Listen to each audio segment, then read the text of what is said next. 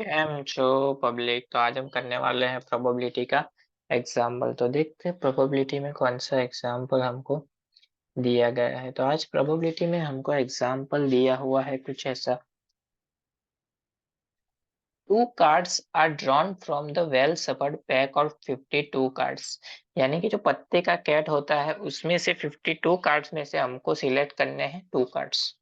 Find the probability that they are aces if the first card is replace, यानी कि पहला जो card select किया उसको रिप्लेस करे तो तब उसकी प्रोबेबिलिटी क्या होगी, एस। यानी कि जो फर्स्ट नंबर का कार्ड होता है, यानी कि ए लिखा हुआ जो कार्ड होता है उसकी प्रोबेबिलिटी क्या होगी। एंड नॉट रिप्लेस, यानी कि उसको वापस नहीं रखेंगे तब उसकी प्रोबेबिलिटी क्या होगी।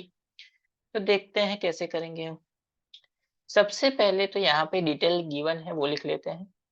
यहाँ पे हमको दिए गए हैं टोटल कार्ड्स कितने हैं, 52। उसमें से हमको चूज कितने करने हैं, 2 कार्ड्स। एसिस, यानी कि एसिस के कितने कार्ड होते हैं, ए लिखे हुए कितने कार्ड होते हैं, फर्स्ट जो कार्ड होता है वो होते हैं 4 कार्ड्स। यानी कि टोटल कितना हो गया, हमारा जो नंबर ऑफ सैंपल स्पेस था वो कितना हो जाएगा, 52C2। लेकिन यहाँ पे अलग अलग केस है, रिप्लेस और नॉट रिप्लेस, तो आगे देखेंगे कैसे करेंगे।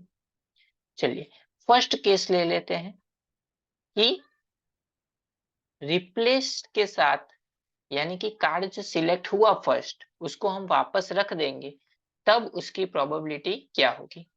चलिए, यानी कि दोनों कार्ड क्या होने चाहिए, एसिस के होने चाहिए। यानी कि एसिस एंड एसिस, इसका मतलब ये हुआ कि यहाँ पे आया एंड।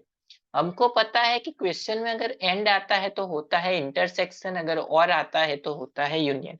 यानी कि यहाँ पे होगा इंटरसेक्शन। मान लेते हैं कि इसको नाम दे देते हैं ए प्रोबेबिलिटी, इसको नाम दे देते हैं बी। यानी कि probability of A intersection B हमको फाइंड करनी है। तो सबसे पहले प्रोबेबिलिटी ऑफ ए पता होनी चाहिए उसके लिए। चलिए एक कार्ड सिलेक्ट करना है, कितने में से, 4 में से। एसिस के कितने कार्ड होते हैं, 4। 4 में से एक सिलेक्ट करना है, टोटल कितने थे, 52। उसमें से एक, यानी कि अगर किसी का भी C1 है, यानी कि एनसीआर की हमारी फॉर्मूला है n factorial upon r factorial into n minus r factorial. अगर किसी का भी C1 है, 4C1 है, 5C1 है, तो उसका n जो होता है वही उसका आंसर होता है। तो यहाँ पे हो जाएगा 4, यहाँ पे हो जाएगा 52, यानी कि ये मिलेगा 1/30। प्रोबेबिलिटी ऑफ ए 1/30 मिली। उसी तरह से प्रोबेबिलिटी ऑफ बी फाइंड करेंगे। बी में भी क्या है, रिप्लेस किया, यानी कि उसी की कार्ड को वापस रख दिया, यानी कि 4 ही बचेंगे उसमें से। तो 4C1 अपॉन टोटल तो 52 ही रहेंगे, 52C1, यानी कि 4/52, वही अगेन 1/30। प्रोबेबिलिटी ऑफ ए मिल गई, प्रोबेबिलिटी ऑफ बी मिल गई, दोनों का मल्टीप्लाई। क्योंकि probability of A intersection B क्या होता है, probability of A into probability of B. यानी कि 1/13 इंटू 1/13, यानी कि 13 इंटू 13 169, यानी कि 1/169। तो ये हो गई उसकी प्रोबेबिलिटी जब कार्ड को हम रिप्लेस करेंगे। लेकिन अगर विदाउट रिप्लेसमेंट हमको फाइंड करना है तो वो क्या होगा, चलिए देखते हैं। सेकंड,